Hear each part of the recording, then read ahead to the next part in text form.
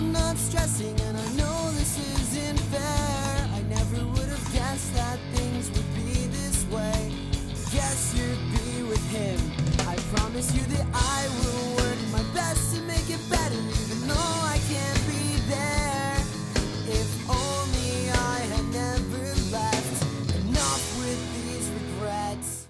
All right, so we'll get into it. How would you like to be Anne Oto? Oto's fine. I go by Anne Herbst Oto, if you can say it. I think I could manage that. Yeah, okay, yeah. So, and just don't call me Anne Oto, please.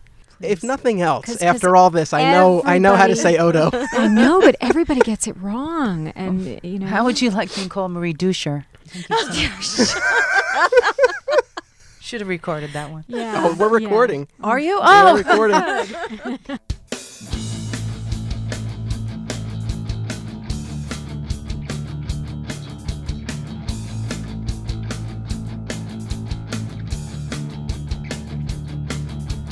Stay quiet, she's so soft in my ear, like the slightest noise will wake my whole house. Hold on, take a breath, he's calling again. I won't let you go, won't let you break again. He's holding you back, it's making me sick that you're letting it go. Welcome to a brand new episode of My Comic Shop History. I'm your host, Anthony Desiato. Follow me on Twitter at DesiWestside. Before I introduce this week's guests, I have a little bit of an announcement to make, some good news. The My Comic Shop History podcast has joined the Musings of a Geek podcast network. So now you can find this show along with a number of other great similarly themed shows, and you can find them at musingsofageek.com. So be sure to check out our page over there, and please give a listen to some of the other great shows on that network. All right, without any further ado, let me introduce the ladies at the table with me. This is a big departure from our previous episodes, which, with one exception, have featured exclusively male guests. So we're going to flip things around for this episode, our Wednesday Widows episode of My Comic Shop History. So across from me, we have Marie Menna, wife of Doug Desher, who was a guest on episode 5 of this podcast. So Marie, welcome. Hello. We have Anne Herbst Oto, wife of Steve Oto, the owner of Alternate Realities, and someone we've discussed a lot on the show. So I'm really excited to get Anne's perspective on some of the things that have been said. So Anne, welcome. And you will. Oh, very ominous. And to my left is someone I'm very excited to introduce, Stephanie Chow, my bride-to-be. Yay. Thank you for having me. I guess to kick things off, the closing of the store, because we actually have, once again in this podcast, some breaking news. So on February 1st, as everyone knows, Steve Oto announced the closing of Alternate Realities.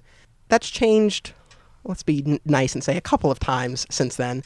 And it was actually a couple of episodes ago, I had Tom Darby on here, and we read the announcement that Steve had just made that the store was being sold and not closing after all. In the time since then, that's unfortunately changed again, and the store is, as far as we know, once and for all definitively closing on June 30th, and this was announced publicly this morning, actually, on Facebook, one of Steve's famous Facebook posts. And I'll toss it to you. Do you want to just sort of give a recap of the news, of what Steve relayed to his fans today? There had been some question about whether the price of the store was set or whether it was going to be negotiated further. Now, certainly this was not in Steve's head that there was some question about the price, but the buyer had made some noise about questioning the valuation of the store. And long story short, he was sort of dithering about it. And Steve had, has a serious time crunch now, and he really has to make the decision to, poop or get off the pot. And so Steve pretty much decided independently that he was not going to sell the store to this person. And then one day later, rather ignominiously, the guy emailed him that the sale was not going to go through. And I think that's a really pussy way of conducting business. Can I just say that? You just did. Okay. So the sale is not going through, and Steve is going to continue to have sales and liquidate, and maybe it's time to pitch back to you for some of Steve's actual language. Well, there were a couple of things. I mean, I have the announcement printed out here, and I highlighted a couple of things. And there's one thing in particular. No, I don't mean to put you on the defensive, Anne, No, but you I know. sort of, I guess, here as representative to a certain extent. No, maybe not. No, I am. There's a segment of the announcement where he talks about selling all of the fixtures. And he says, I will require a non-refundable 50% deposit, and you will need to remove the item from the store by June 15th. Otherwise, I will keep the deposit and will sell the item to someone else. Now, I read that and I say, that makes a lot of sense. Maybe, and not to be a jerk, but maybe if he had applied that logic previously and required deposits on items that people ordered, I don't know. He might not be in this situation. I don't know, but it just feels like, why now? He's come around to the idea of a deposit. Anthony is looking at me with bated breath. Let me give you a sort of macro answer to this. You know, I have listened to all of the podcasts up to now, pretty much, and you know, there has been a fair degree of people coming back and saying, well, if I were Steve, I would have done this, and if I were Steve, I would have done this. And, you know, all I can say is, you know, I am certainly not a business expert by any means. I have no talent for sales or retail. I'm sure that there are many different ways to approach the conundrum of creating a successful comic book store. And I'm sure that some of the criticisms are valid. What I do know that perhaps everybody else doesn't have the advantage of knowing is how much Steve has poured his heart and soul into this store over the years. I'm really the only one who sees him working until 2:30 in the morning, and the only one who sees him agonizing over every little bit of the order form and really considering the decisions that he makes. As far as, you know, specific pieces of business strategy, like, well, if he had done this before, sure, you know, if wishes were horses, you know, and I know that everybody is critiquing him with, you know, with a fair amount of love, but I actually had to caution him, as did his son Evan, to be very careful if he decides to listen to the podcasts, because I had a feeling that they might enrage him, because everybody, to a man, takes him to task for his business idiosyncrasies. And I can see him going, well, you know, to hell with you all. That said, I did want to correct a misconception of something that cropped up in a previous podcast that I think may be my fault. Okay. The final dinner for alternate realities. I know everybody in that episode where they discussed whether or not Steve was going to come to the final dinner, everybody was very perturbed at the possibility that he wouldn't. And some of that may be due to a comment that I made on Facebook where I said I think he might have to be coaxed into it.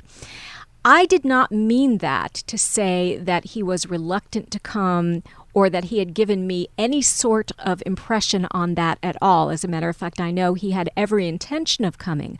I was thinking as a wife of, it's June 27th, he has 3 more days of this store, and he's going to be so exhausted, I'm probably going to have to, you know, spatula him off the floor in order to get him to just go ahead and socialize with anybody. But it had nothing to do with any inclination not to go or lack of appreciation for all of you. I did want to bring that up just as a follow-up to that previous episode because, yes, since we recorded that, he did, in fact, RSVP that he was coming. Yeah. So. No, you know, he loves these guys. He loves all of you.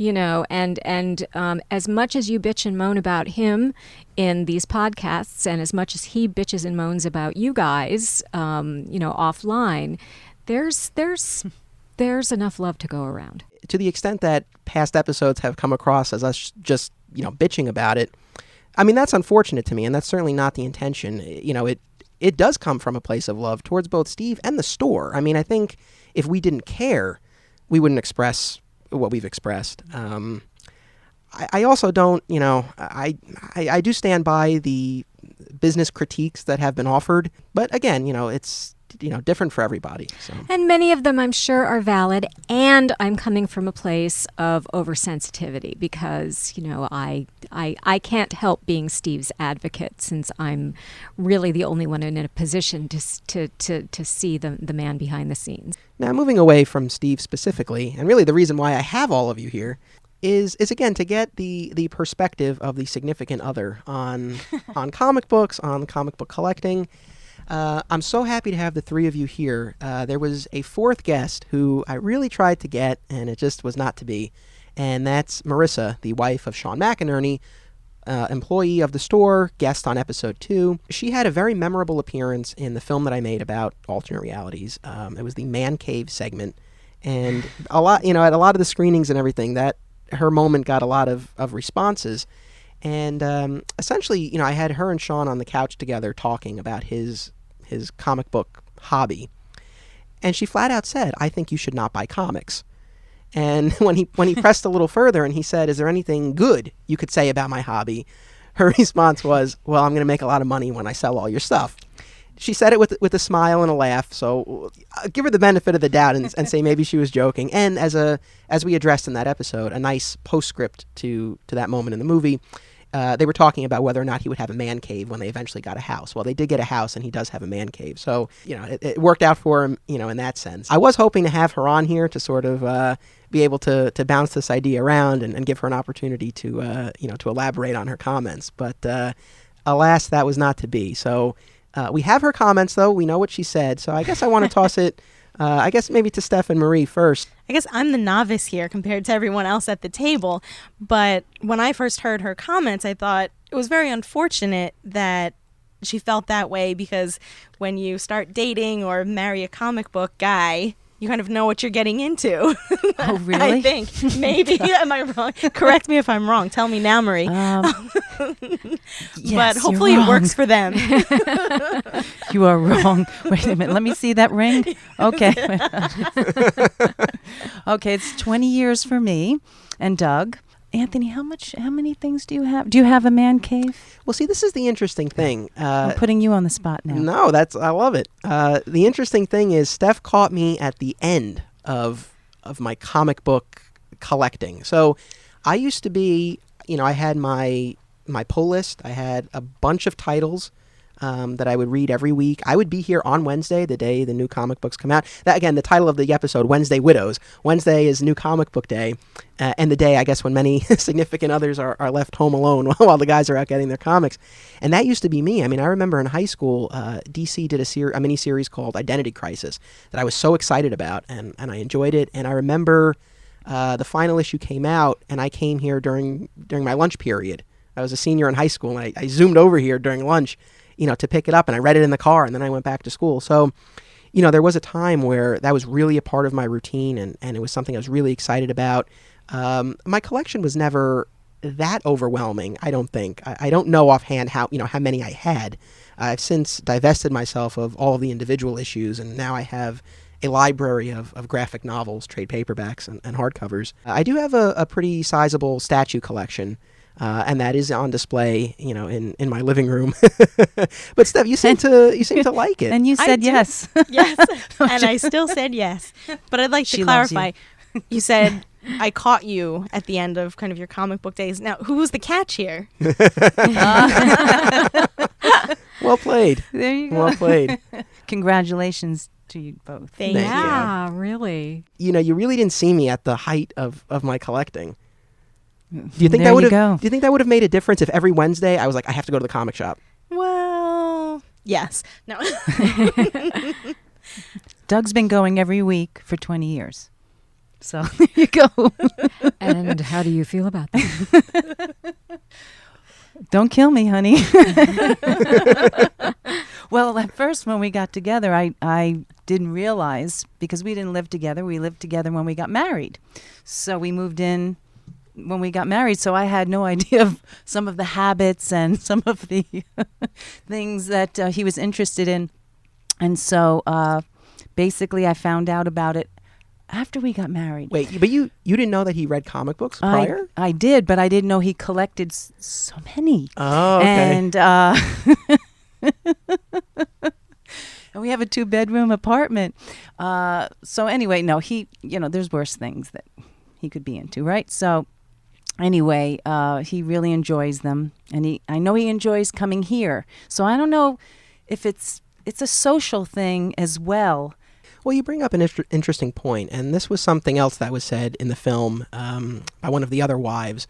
She said, speaking of her husband, she was like, he doesn't have other vices, and there are worse things that he could be doing than spending his time and money on comic books. And so, correct. I mean, I agree with that. But I mean, I guess it's funny, Steph. Like, so while I'm not as into comics as I am now, I'm certainly as into my television shows as ever before. And in a lot of ways, probably the comics have been replaced by this stuff. So I think a lot of the energy that I used to pour into the comic books, now it goes into things like the podcast and the documentary. So I guess if you were wondering what it would be like if I were still into comics, you kind of have a sense, I think. I agree. I think your passions are directed a little bit differently with filmmaking, the podcast, the TV, which luckily we share that interest. We're very fortunate, and I would say 90% of the shows that you watch, I also watch. And that's actually what brought us together in the first place. So Marie, I want to toss it back to you and Doug. So you didn't know the extent of his collection prior to getting married, but you did know that he was a comic book reader. Yes. So how did that first come up? And I guess what was your initial reaction when he was like, I read comic books? Oh, this is 20 years ago. So let's see. I don't remember how it came up, but I probably saw him bring them into the apartment when we were moving in. And then he would say, I'm going to go to the comic book store. And it became a Saturday night social event. And every Saturday he would come here because I was singing in a band and I was busy in the band. And so this would be his night with the guys. So it became an every Saturday night event. And then eventually I see that he's bringing in comic books, and then I see a few Joker and Batman statues, and then I see a few prints of the Joker and all these, I guess, Batman, and what else does he have? He also has the Crow. And I said, well, honey, I don't think we're going to put that in the living room because we have nice antique furniture. So eventually the second bedroom became his man cave, and it's been his man cave ever since. It's also, I go in there from time to time, and you're allowed in? I'm allowed in every that's once good. in a while. I think the Sean computer is in there. I think Sean keeps his room locked, so you're a step ahead.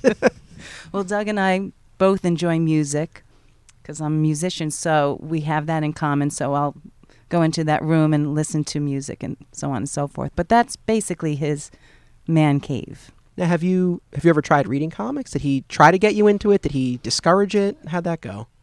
Yeah, he did. He showed me a few comic books, and I did not, I'll be honest with you, I did not get it at all. I thought it was for children. I didn't realize that so many adults, and this is not a knock, I'm just, I'm not trying to be condescending. I just didn't understand it because I thought comic books were for kids or young adults. I didn't know that older adults were into comic books. But now, I find out that there are many, many people who enjoy it. Would you ever think of giving it another shot, of trying something different? Or once was enough? No, I would try it, but it just, I will say this, the illustrations, I'm very impressed by. I mean, in your defense, I think that conception of, it's for kids is not an uncommon one. I mean, I think a lot of people feel that way. I think it's less so now. I think they definitely have become more mainstream, but, I think that view still exists and definitely used to exist more. I mean, again, when I was a kid, it was really a struggle to be able to read comic books. I mean, I was limited to one per week. And, if ever, I got a lower grade on a test, it was attributed to the comic books. And I really had to sort of defend my right to read them to my parents. And it was only by the time I got to high school that my grades had been consistently high enough that I was like, I don't think these are hurting me. And, I was able to start reading more. And then that coincided with when I started working here. And then I was just around them all the time, and my pull list grew. But really, for most of elementary school, I really only read the Superman books, and it was one per week, and that was it. So, well, that's not too bad. Well, I don't know. How many statues do you have, though? That's the question. How many statues do I have? I'm actually not sure of the count, but I was going to comment on the statues.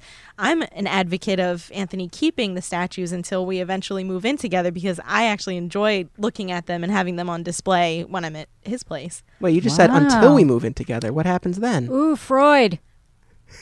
Until keeping them until we move in together, and then we'll have them together. Oh, okay. Well, you didn't say that. I got nervous. Good save there, Steph. Yeah. And Yeah. what are the statues of? So I have 3 showcases, and they're all pretty full. I did count once. I think it's around 125 statues, which sounds like a lot. Most of them are mini busts, so they're small. They're not all full-size statues. They're mostly DC, although I do have a decent amount of the Marvel Bowen mini busts of all of those. Like I have all of the Spider-Man characters, the heroes and villains, but mostly DC. DC did a line called Batman Black and White, inspired by different artist renditions of Batman through the decades. So I have a bunch of those. But I really, when I moved a year ago, and I really was seriously considering just unloading these things and being done with them, and I ended up. It didn't work out, and I kept them, and I'm happy that I kept them. But yeah, it was funny. You were not, pushing me to get rid of them at all. I mean, if anything, it was the opposite. Right. I thought you should keep your collection, and artistically, I enjoy the Batman black and white ones, and I really enjoy those in the way they actually look. But I guess recently, I have an affinity towards the Green Arrow ones. I wonder if Stephen Amell has anything to do with that, star of the CW's Arrow show. No. Look, he's a good-looking man. There's no getting around it. That's fine. I always check on him to make sure he's okay in the case. Yeah. They actually, they actually have maybe I shouldn't tell you this, but there's actually a statue based on Stephen Amell, based on his likeness, not just the comic book version, which I have. I'm thinking Christmas present here. Yeah. Yeah. Christmas, isn't there July 4th present? Oh, isn't that a thing? I mean, I have to say, if you were of the opinion that all of this were a waste of time or money, if you gave me a hard time about this, I don't know if this would have worked. I don't know if that's something because, again, I'm not as into it as I once was, but it's still something I have great love and affinity for. And, I'm glad that you feel the way you do. I don't know that it would have worked otherwise. As a marital as a bit of marital advice, I would say that it's very unrealistic to believe that you are going to change your spouse in any significant way. And I think that if you are unable to help your spouse or your significant other cultivate and enjoy their passions, then you really need to re-examine what you're doing with each other. Because it's really nice, that for instance that Marissa allowed that Marissa sorry Sean that Marissa and Sean came to a meeting of the minds, and that he has his man cave, and that you were able to see the virtue in Doug keeping this as a hobby, and that you're able to and that Steph is able to appreciate the hobby aesthetically, or just find a way to approach him on it. So I think it's more about just appreciating each other's hobbies and interests and respecting each other. Yeah, exactly. Yeah, but you happen to like it, Steph, and you're making me look bad. Actually, it's interesting, and I kind of just realized this, that my first exposure to comic books was when I was maybe 6 or 7 years old, and my mom took me to what we call the Berlin Mart down in southern New Jersey, which I would say is 1 step or 2 steps below the Port Chester Flea Market, which is now closed, which is one of the subjects of Anthony's last documentary by Spoon about look at Jay that Mizell. plug. Oh, that plug's great. I'm a good fiance. You are. So my experience with actually reading comics was Casper and Archie and Richie Rich as a child, and I enjoyed them, but didn't continue, I would say, definitely past 3rd or 4th grade.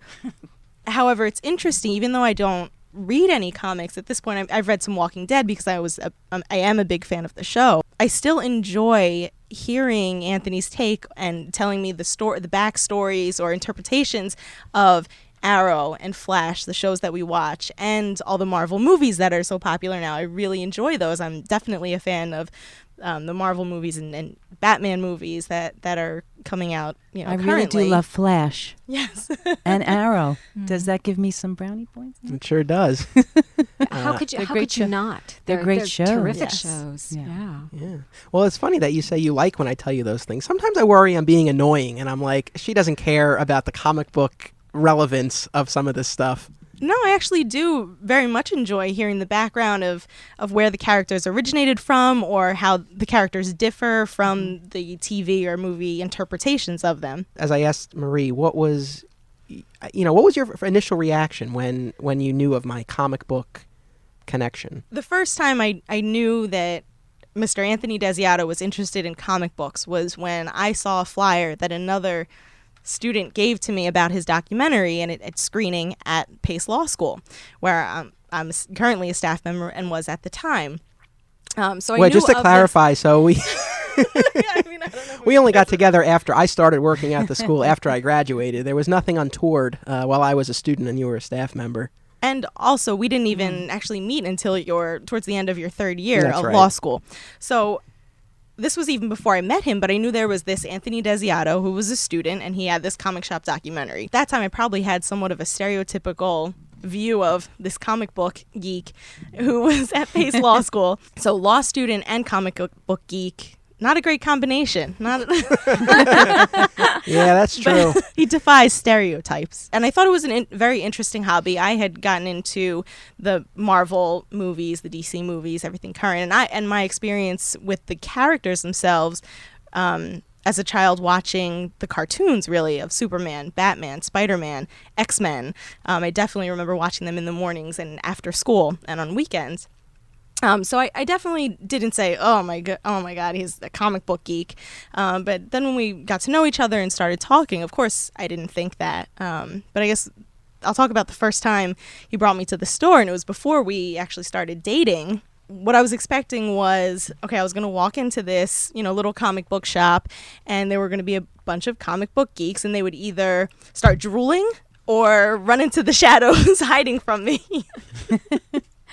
But that was not the case. I was, like I said, warmly greeted by Steve behind the counter, and he came out, and whoever else was in the store at that time. I think actually Jay Mizell was here. And as warm a greeting as Jay Mizell can give to someone has first met, I was warmly greeted by him as well. So it was actually a very pleasant experience coming here for the first time.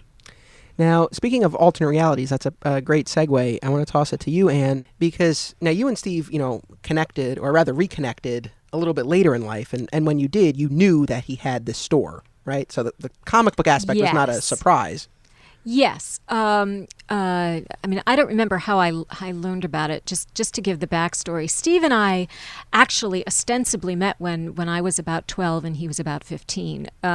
We went to the same summer camp. He was a violinist and I was a theater person. It was a music and arts camp. When I was a camper of 15 and he was a violin counselor of 19, we actually dated for a month. As you might expect, being a freshman in college, he decided that a 15-year-old girlfriend was not a great asset. So at the end of the summer, he dumped me and ripped my heart into little pieces and threw it all over Croton on Hudson.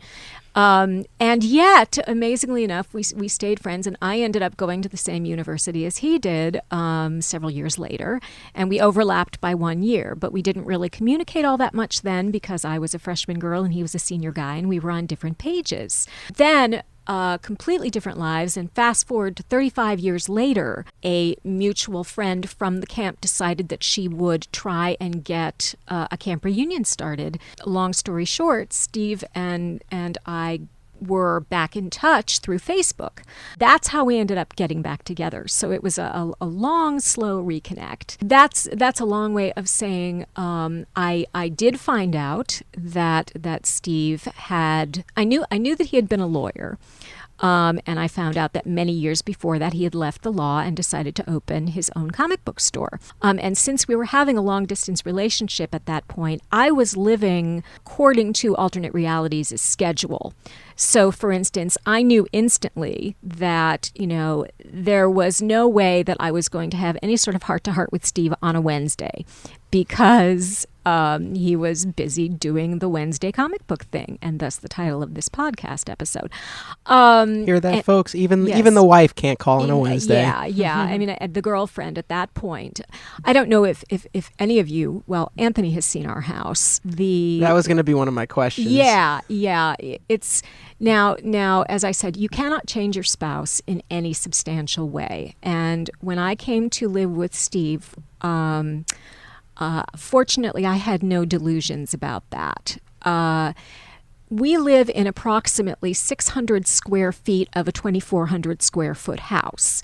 The rest of it is a complete, I would call it a museum, except it's not curated. It's more like the end of the last scene of Indiana Jones or the last scene of Citizen Kane, where there are just boxes everywhere and shelves of stuff and random stuff thrown all over the place. As you were saying that, Marie's eyes just about popped out of her head. Yeah. That one man cave's not sounding too bad now, is Not it? bad Looking at too all. bad. Although we only have 2 bedrooms. Right. If We there were have- more, they would be filled up probably. Most people, most women, most significant others would not put up with what I put up with as far as my atmosphere is concerned. But it has its compensations. You find your soulmate for the second time in your life, and you don't sneeze at it. Anthony, is that how you feel about my shoes and purses? No, I'm really okay with that. Steph, I'm with you because I've got to admit I am a shopaholic and I do like my clothes and my shoes and my handbags. But I do give them away after a certain amount of time to charity. So I don't have a huge amount, but I do have. Yeah. So I will admit that. And I'll admit that Anthony is the neat and organized one. Yeah, I definitely like to keep things really neat. But you cook, so it you cook, I clean, and it balances very nicely. There is something else I need to mention that maybe differentiates me a little bit from Steph and Marie. And completely independently of Steve, I am a comic book geek and a science fiction and fantasy geek. So to me, walking into this atmosphere where there is so much cool stuff was also kind of a dream come true. The fact that one of the first things Steve could do for me was create a pull list was fantastic. In fact, I will tell you that one of the first presents that he ever got me, and what I thought was one of the most touching presents ever, I started reading comics when I was about 6 years old, and I was a DC fan. And at that age, I mostly gravitated towards adventure comics, which was Superboy and the Legion of Superheroes. There was one comic book, a pretty famous arc about a sentient computer named Computo. I read the initial episode of the arc, and then never got to read or find out what happened. So for 35 or 40 years, I just didn't know what had happened. And I think I mentioned this to Steve when we were talking about comic books. And so lo and behold, one day he presented me with the next book in the series, a vintage DC comic. So, and it was incredibly sweet and romantic present, because I cared about it so much and that he had gone out of his way to get this for me. It was very enjoyable for me to be able to come into this community and let my freak flag fly a little bit. Marie, do you remember the first time that you came into the store and what your impressions were?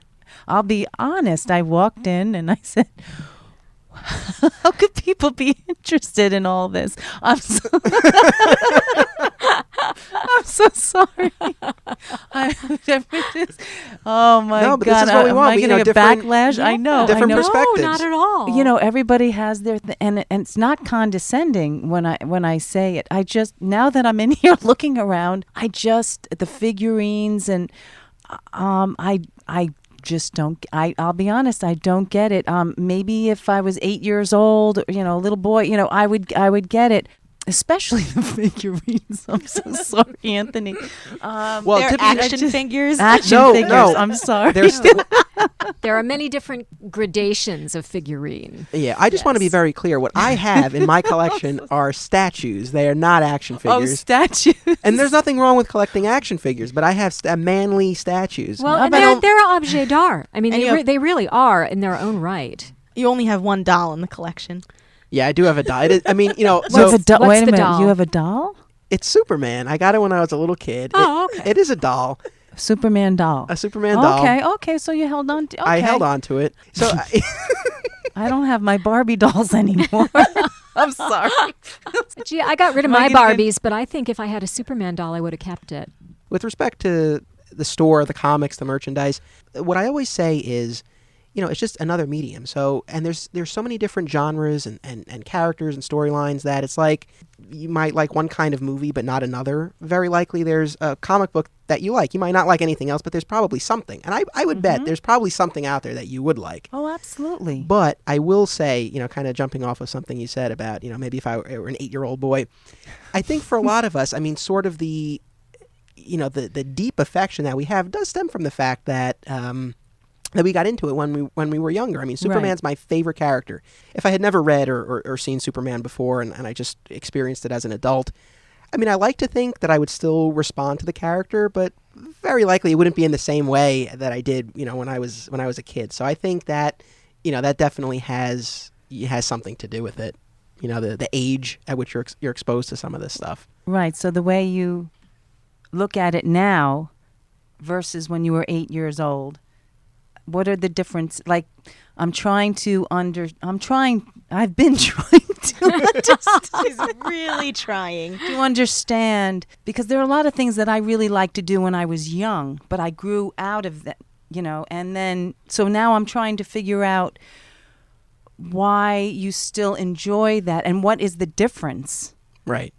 I guess one of my initial takes on that would be, I think, as it's interesting because I think the comic book storylines and subject matters have evolved to a more mature audience in these years. So I think it's a very interesting position where this group of men have grown up at a time where the comic books have grown up with them. Very, very true. I mean, again, I said that as a 6-year-old, I liked reading about, you know, the Legion of Superheroes and their Legion of Super Pets. Well, you know, that is total corn that probably would not play today. You know, and there's a lot. I remember being surprised. I was off comics for a couple of years, and I came back when I was in my 20s, and I was very surprised at how the content had evolved and at the mature content, and you know how you know, members of the Legion were now sleeping with each other, which was something that would have been unheard of in the 1960s. You know, so it has evolved, and the audience has changed.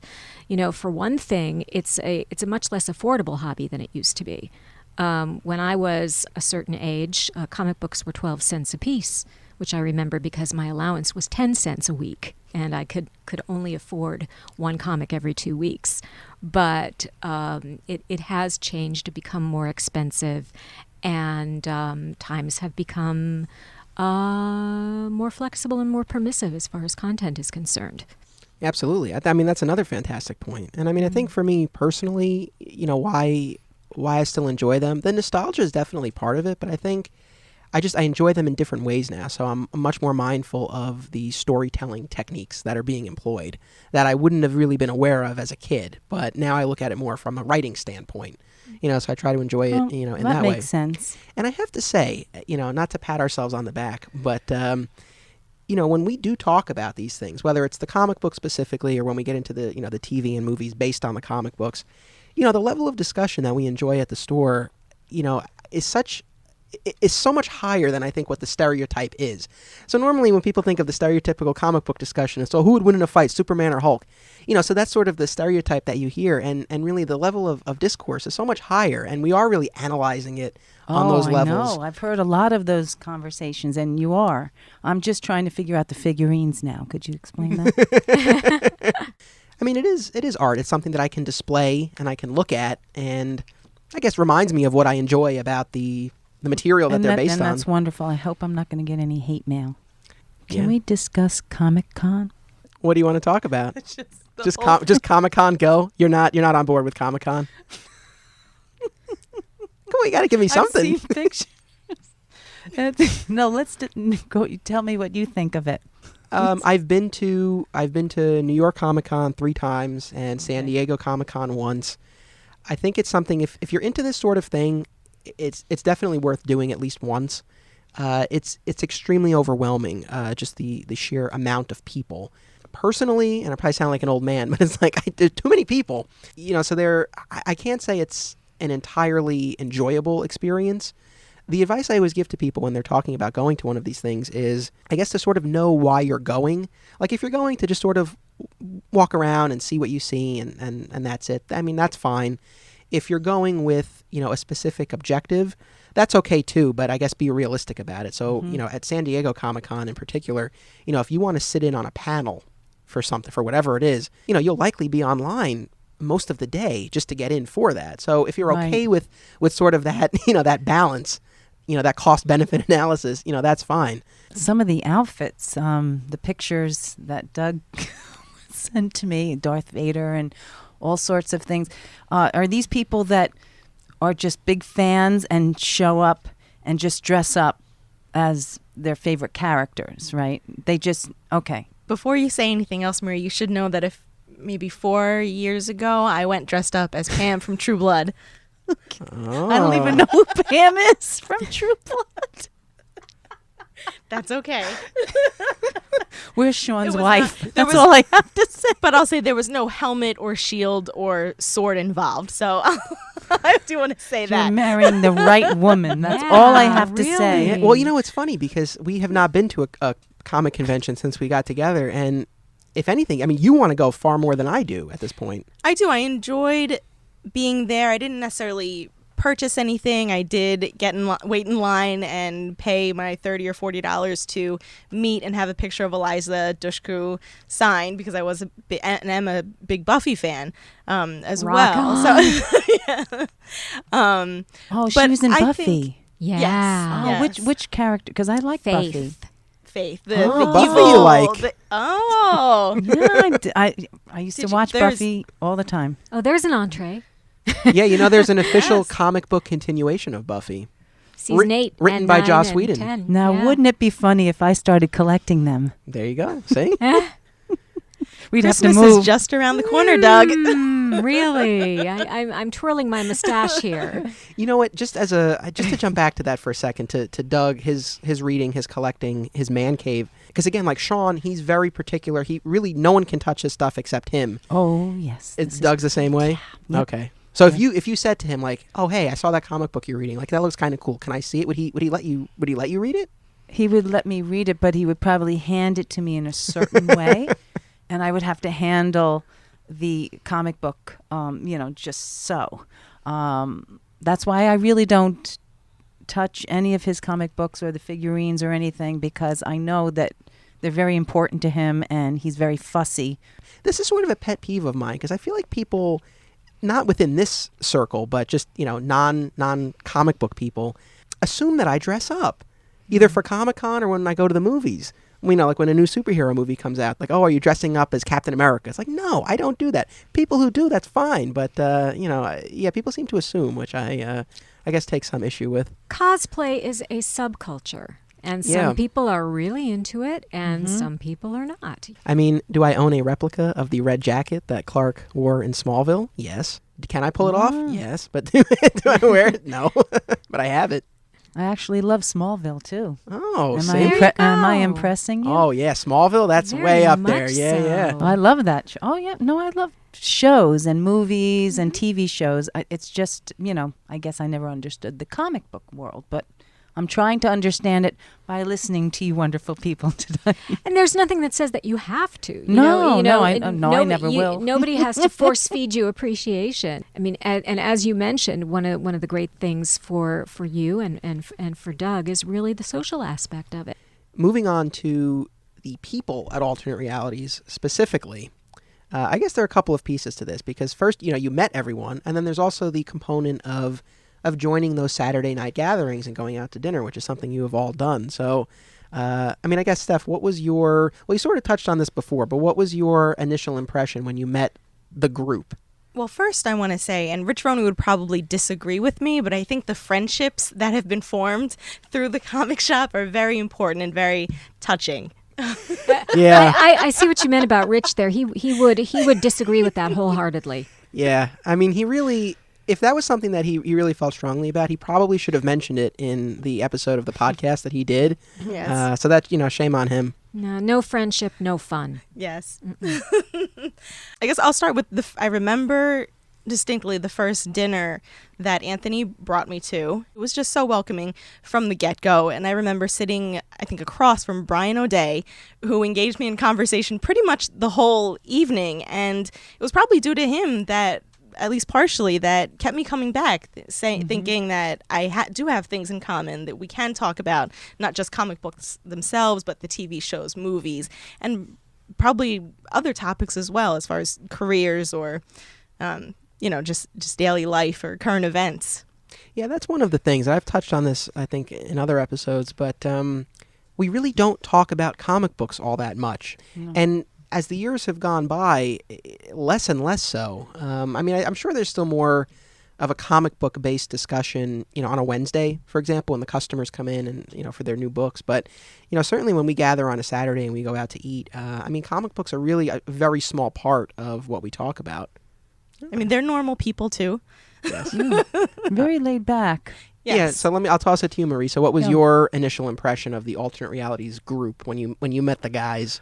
Well, I was a little reluctant at first because I didn't think I was going to have anything in common, because you've heard me for an hour now discuss how much I love comic books. So I was a little reluctant, like, what am I, because it was the comic book guys, this was my husband's time to be with his friends. So that was another reason why I didn't want to infringe on his time with his comic book friends.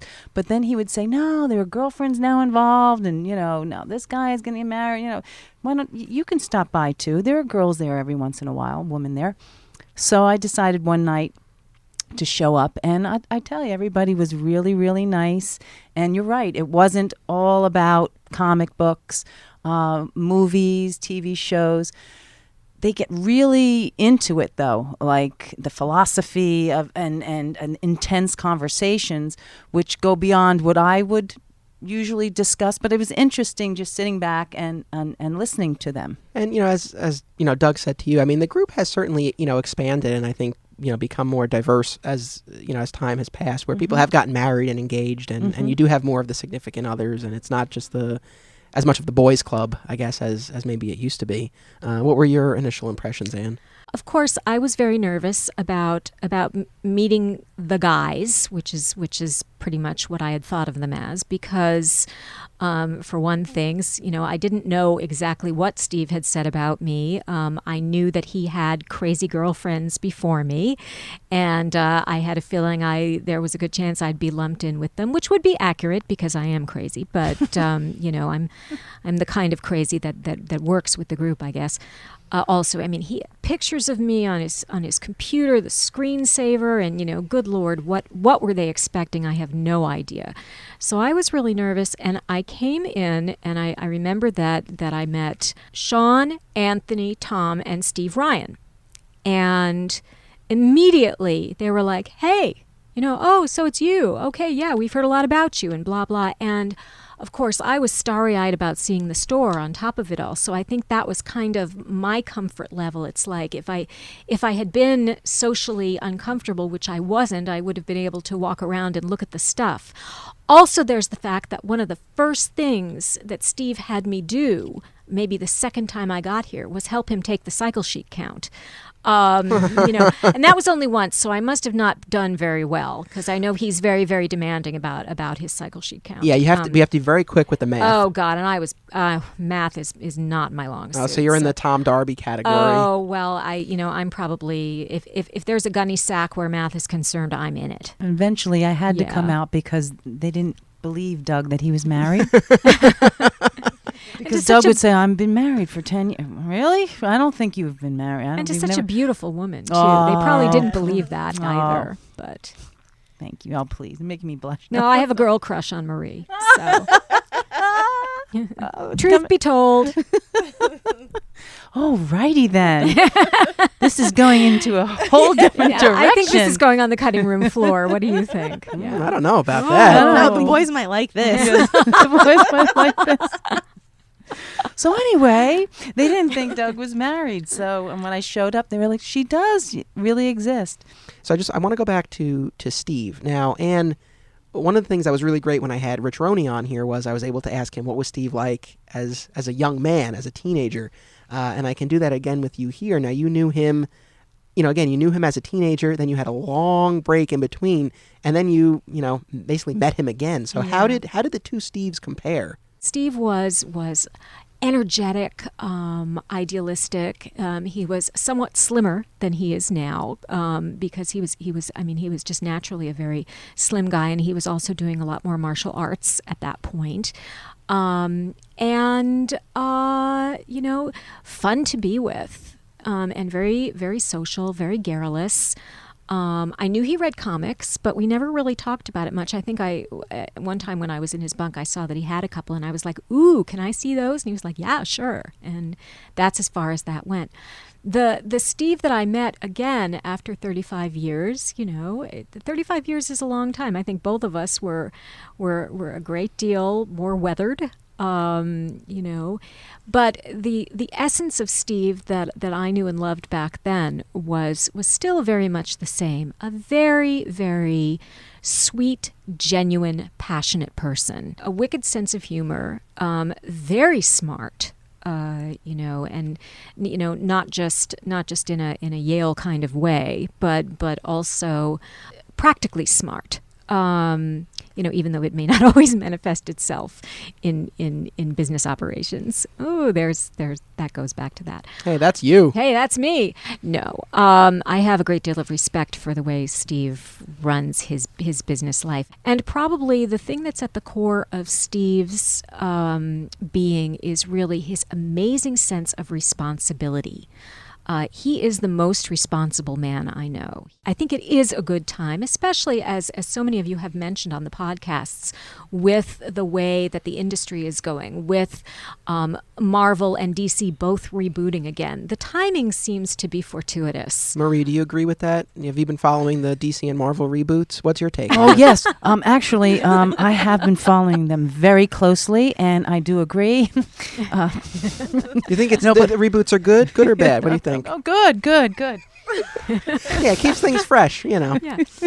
I was just going to say, are you going to have reunions? I mean, it is a social event. It's not just coming and buying figurines and comic books. You're also socializing. So what's going to happen to the comic book boys? Well, here's the thing. I mean, if everything goes the way we're hoping it does, there won't be a need for a reunion. I mean, the hope and the goal is that these Saturday gatherings will continue. We might just meet elsewhere. And I wanted to ask you, Anne, and if you can or don't want to answer, that's perfectly fine. But, again, Steve has not expressed a lot of sentimentality about the store. Even when I had him on for his episode, it was all pretty matter of fact. And when he did show some emotion, it was more anger at some of the critics.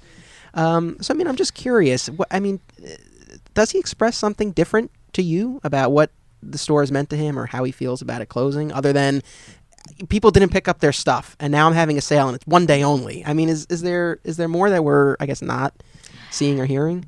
Absolutely. Not in any concerted way, but over the years, I've heard a tremendous amount of nostalgia and even pride. For the Last Supper, everyone should dress up in cosplay. Ah! Who Marie, are you? Marie. Okay. I think Marie should lead the charge on that. Wait a minute. Okay, you guys What? have to tell me who you'd go as. Say that again. No, what So in a costume. Oh, In any costume. Oh, okay. In any costume. Let's see. If I trim down, maybe Batgirl. Oh, okay. Oh, Doug would You like would- that. Okay to see that. I think Anne would too. That is possible. Mhm. How about you? Now I'm thinking of you can be Buffy, I'll be Oh. Faith, and Anne can be Willow, or Oh. Let's see what Oh, other I female- love Willow. I love Willow. Oh, I like Willow too. yeah. I'm a fan of costumes and group costumes in general. And actually, I changed my answer. We've actually spoken about this, Anthony, that you would be the Green Arrow and I would be Black Canary. And then I get to wear a blonde wig. Fishnets. Ooh. Yes. That would be fun. Anthony likes that. Look. he's Well, we lit up. actually, for Halloween one year, we did dress up as Clark Kent and Lois Lane. It was nice to be able to talk about this with other X chromosomes. It is great to have just a ladies only plus host conversation. I was actually not. I was just going to let you host, Steph, and I wasn't even going to be in this episode. But I mean, we're only doing 12. I mean, I couldn't. I couldn't give it up completely. But you would have done a great job, I'm sure. Thank you, but not as well as you did. No, This is your thing, Anthony. Yes. This is your thing. You have to be. We need a little testosterone in the mix. Hopefully, for our female listeners out there, they'll maybe be able to identify with some of this. And there are female comic book geeks. Yes. Yes, and more than one customer. Many, Yes. as Carolyn Hylinski is not the only one. Yeah, that's true. I mean, that's a good She's point. probably the most vivid one, but she's not the only one. Yeah, she's, I mean, the only one of the female customers who comes out to dinner with us, but Right. she's certainly not the only female customer that we have. All right, well, thank you to all of you for joining me for this episode. Thank you to those who tuned in. Be sure to keep listening to our upcoming episodes. And until then, don't be a flat squirrel.